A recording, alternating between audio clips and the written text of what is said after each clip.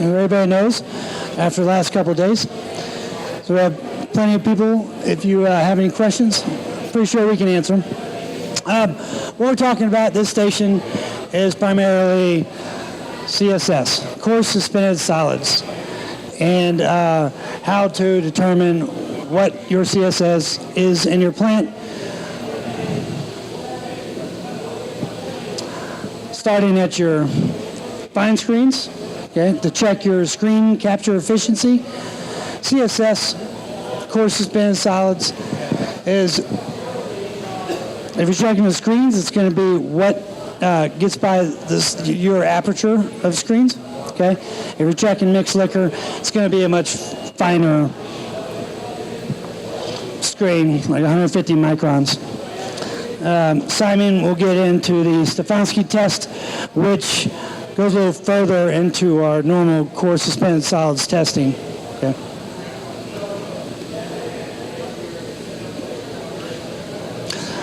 We'll start with Jim to speak about screen performance.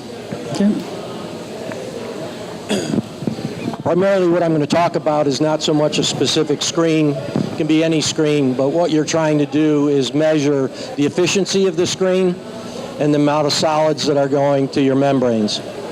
So this happens to be an example screen where we have a coarse screen, fine screen with some grit removal. So with this particular screen, what we're trying to do is take samples at the inlet and take samples at the outlet. And you're going to take a known amount, whether it be 5 gallons, 25 gallons, so you know the volume up front and the volume at the exit. And you're going to run it through a set of sieves. It's real simple. They stack. You can collect the water at the bottom. But after you run it through a set of sieves that will be from coarse all the way down to real fine that you have here, you'll dump it out on paper. You essentially dry it in an oven. You'll weigh it. You know the volume that went through each one of these, and you know the sizing of each one of these. So you'll add all those up, and you'll know what went in the screen and what came out of the screen separately. You just subtract what came out from what went in, and you know roughly the ratio, and you know the flow rate or the volume that you took. And it'll tell you the percent capture of your screen. The most important thing to you, not only the capture ratio of your screen to see that it's efficient, is the fact of the type solids, volume of solids that's going to your membrane system, and the size of those solids that are going to your membrane system. Now, it's only a grab sample, so it's not super quantitative, but it does give you an example, so that generally will throw up a red flag if there's a problem with your screen, or if there's too much solids coming out of the screen going into, and it may be even small solids, because a lot of those small solids can be hair and cotton fiber and wool and stuff that reagglomerate. They may be real tiny and go through a 2 millimeter aperture, but when they get into a membrane basin where the viscosity is higher and you're flushing air and it's rolling, those little tiny solids reagglomerate into string and strands and ropes and ragging, as Simon will discuss with you and show you some samples of. And that may not destroy the membranes, but it's going to increase your cleaning cycles. And that means more maintenance. So what the screen is essentially doing for you is to keep the cleaning cycles down and hopefully not doing any damage to the membranes. So you want to know what's going into the basin, and you can check the basin, as Tom was talking about, separately to know that you're not building too much solids that are reagglomerating, so that you can recycle them maybe through a screen. Or know the efficiency of your screen system. We do it to keep down the size. This does 1.5 MGD. It's a coarse screen, fine screen, and grit removal system, and it keeps the footprint down. But they're limited in size for small flow rates. They're not meant for large flow rates. But you can have separate screens. You can have a separate coarse screen, grit removal, and fine screen. But we always recommend that sequence because you'll get the longest life out of all of that than trying to do it through a single screen. This is a single screen, but it has multiple apertures. So it's taken, the size is taken out in sequence. So anyway, that's the importance of understanding the total suspended solids and the efficiency of your screen.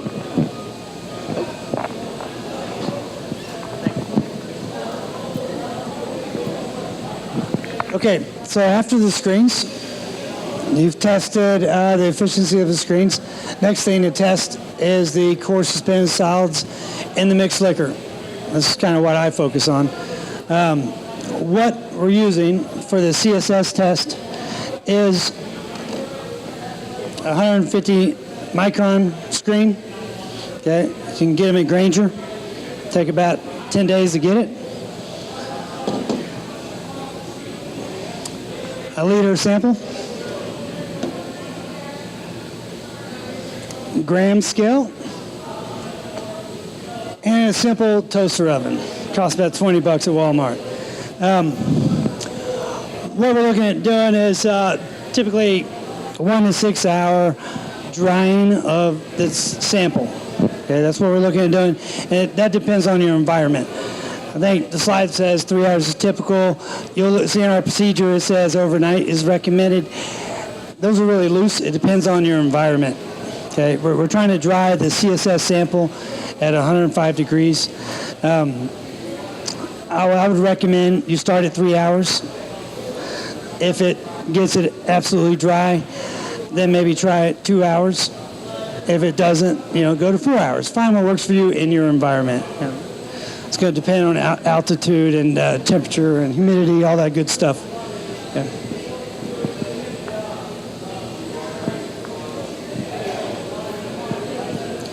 Okay, what we're recommending to test is in the MBR tanks, typically where it returns. So, at your standpipe or wherever the return pipe is, around that location, grab a liter sample from each MBR tank.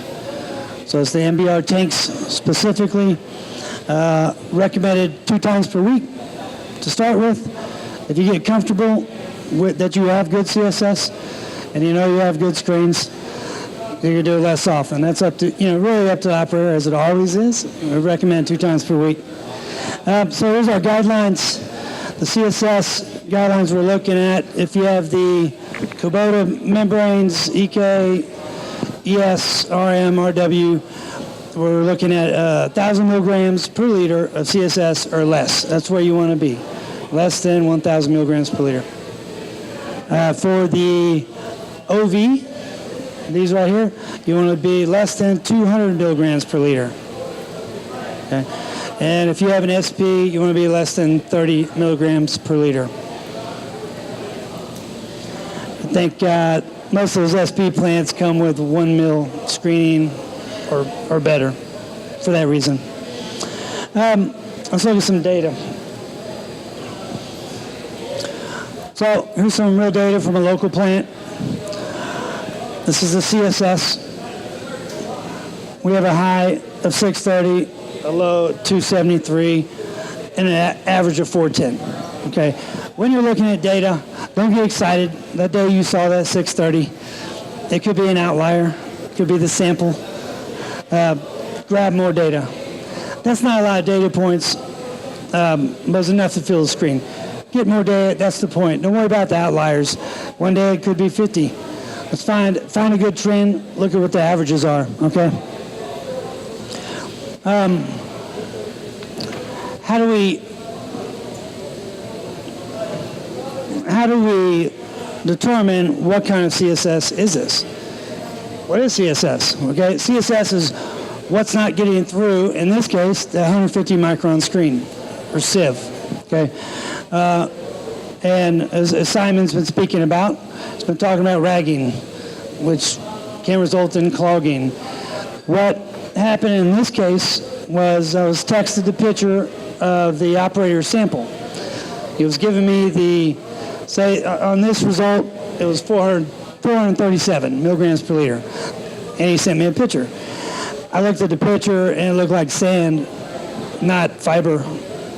So to determine if it was, a simple bench test was to take that sample, put it in a beaker of water, or two of the samples in this case, mix it up a little bit, and see if anything floated.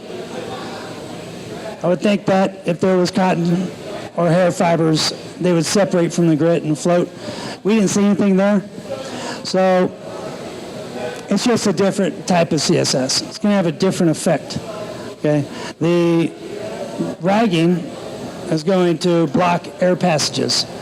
Well, an accumulation of grit will also block air passages. It will eventually accumulate around whatever fine bubble system you have and interrupt the flow. And that results in clogging. So whether it's grit or fiber, it needs to be addressed. So how are we addressing this? It's coming into the plant. His grit collection isn't picking up this fine particulate. What we've recommended is rescreening. Rescreening about 10% of the total plant volume of mixed liquor back through either the primary screens or a supplemental screen. Okay. Now, maybe your screens are overloaded. That's why I mentioned a supplemental screen, or do it during low flow periods. You know, if your low flow is noon to 2 p.m. or, midnight to 2 a.m., schedule it for that time, which doesn't make it, that's not easy if you're doing it manually. It's nice to have that programmed. Have a timer programmed. Your screens are sitting here doing nothing anyway at midnight. Pull some mixed liquor back through, get that 10% rescreened. Because at that point, the fiber has grabbed together. It's accumulated. So now it's bigger. It's going to be easier to grab. So that's where you want to get it. Okay. So that's what we're recommending, about 10% a day. And that should help out. Now, with grit, there's other effects. It collects in tanks. May not be able to get it all up, because now it's in the corner of the tanks or underneath your diffusers. Maintain your SRT. I recommend draining the tanks annually and sucking that stuff out of there, because it will just sit and accumulate until one day your aeration patterns don't look right. So if it turns out to be grit. Decrease your volume in the tank too. That's right. That's right. It'll decrease your working volume of activated sludge in your tank, right? It's just displacing it. And it's also, side note, it's creating a septic area, right? That's a toxic zone that can cause foaming problems. That's a different talk. All right. Okay. Going to hand it off to Simon. Thank you, Tom. Well, what Tom described there is a standard, well-used method as employed by Avivo and others for measuring coarse suspended solids using one of these sieves here at 150 microns, which is 0.15 millimeters. I'm just about to show you the attractively priced version of the same thing using one of these, which is basically a 4,000 micron aperture sieve, which is roughly what that is. Only rather than sort of going to some scientific supplier and buying some nice metal sieves, you just go to Walmart and pay $5 for one of these. And you basically just use this to fish for rags in the membrane tank, because as both Tom and Jim have said, what tends to happen is the fibers can work through the screen and re-agglomerate to form long rags on the other side of the screen. Just these tiny filaments all coming together to form rags. And you can use this just to fish it out. So, there we go. Okay, so basically using a very simple landing net to fish for rags. When you do that, your sample will end up looking something like this or similar. And those solids will be fibrous based if they've just been fished out using a net like this. And what Stefanski found, Stefanski being a student at Cranfield University, and although we developed this method together, I do refer to it as the Stefanski test because Stefanski is a much cooler name than Judd. So he found that you could take this sample, defragment it, pull it apart, chuck it into water, and you would still pull out a single rag. He then took that same material, defragmented it again. After washing, same thing happened. Washed it in surfactant or soap, gave it a damn good wash, and it would still form a rag. Then he really gave it a hammering, actually bleached it. Bleaching actually removes the hairs because one of the fallacies about rags is that they are caused by human hair.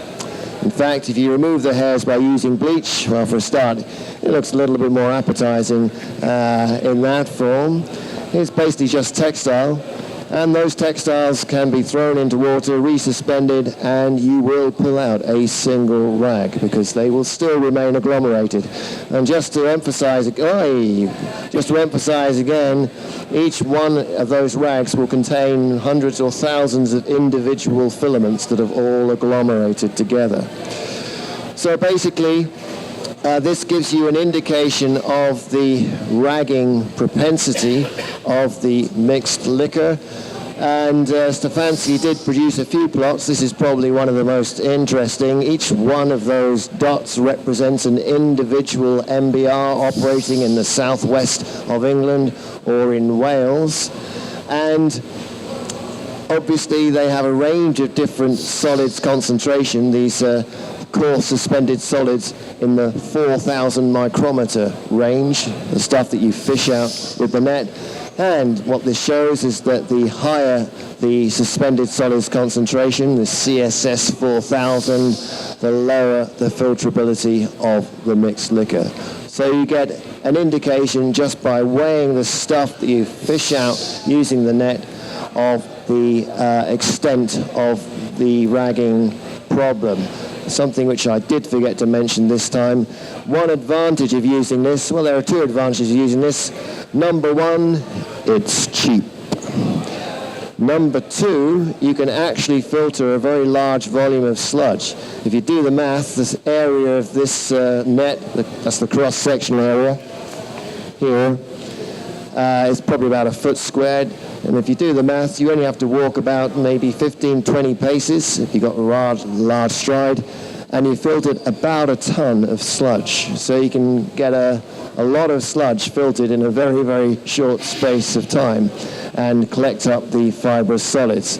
And then naturally that means the weight of fibrous solids that you collect, divide that by 1,000 liters, that is your concentration, and that's what Stefanski used to produce this plot.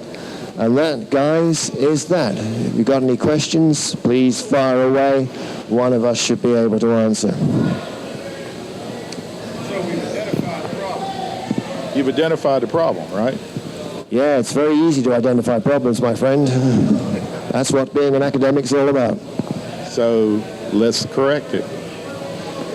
This really just indicates what corrective measures you have to take. As Tom said, if you've got something like this going on, you probably need to rescreen, or Jim would probably insist on upgrading your screen to, about 0.01 millimeters if he had his way.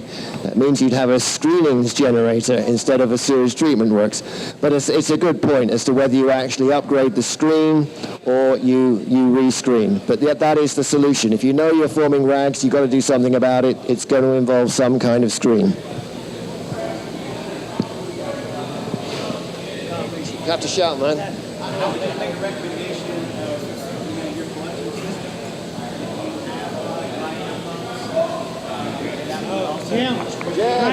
Grinder pumps. The answer is yes. We have 700.